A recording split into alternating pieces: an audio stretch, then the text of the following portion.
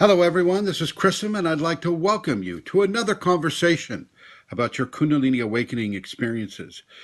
Today, I'd like to do another video about devotion. I think I've covered it in another video, but I would like to add some more to this.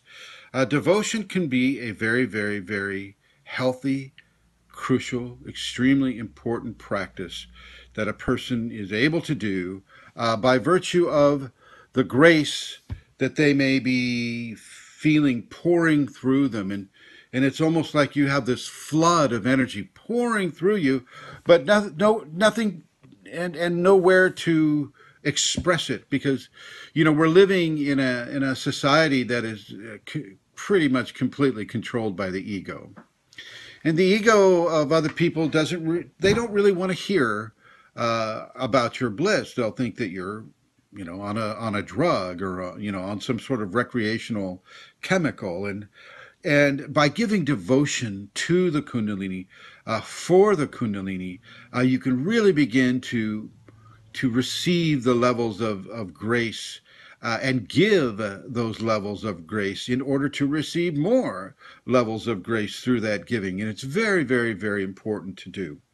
If you have a teacher, you can also give a devotion to the teacher. I know that a lot of people have given Yogananda a lot of devotion, or Ramakrishna, or Vivekananda, or Aurobindo, or Jesus Christ, or Mary Magdalene, or Buddha, and all of these people throughout history that have achieved a certain level of Kundalini.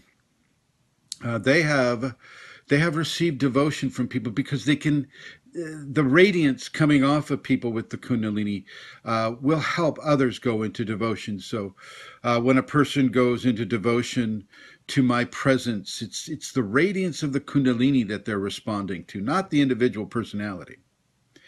I'm sure that Yogananda, Vivekananda, Jesus, Buddha, Mary Magdalene, and all the other male and female saints and enlightened people had nice personalities too, but it's the grace of the divine that is pouring off of them, flowing outward from them, that the person is giving devotion to. And that is also what is affecting a lot of the different phenomena that the person can receive through the giving of devotion.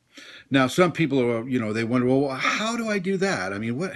Here in the West, we're not really schooled in any of the techniques of giving devotion. And what I'm going to say right now is one form and technique of giving devotion to your Kundalini, or the radiance from your teacher. And what you do is you get into a private room or a sacred space, and you remove your clothing. Clothing represents an aspect of ego. It represents an aspect of the needs and wants and desires of this world. When you're coming towards Kundalini within a devotional aspect, you want to take as much of the ego off of you. So no jewelry, no clothing, no makeup. Try to be as natural as you can be, okay? Number one. Number two, get down on your knees and take your hands and put them out in front of you and bring your head to the floor in this type of position. And you might even find yourself rocking a bit this way too. And then give your gratitude to the Kundalini. I am grateful to you, my Kundalini. I am grateful for your infusion into my body.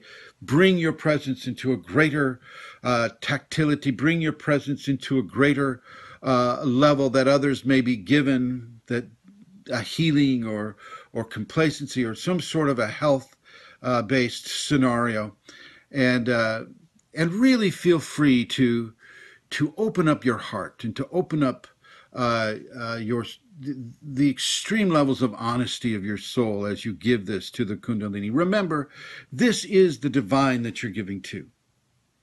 This is the divine within that you're giving to.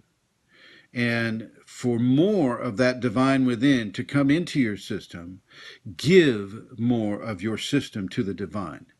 And you give it by doing this devotion. You give it by doing service for others. You give it by being forgiving and honest and truthful and helpful. You give it by practicing the noble behaviors, of which I've named a few just now. Love. Love as unconditionally as you can and as out loud as you can.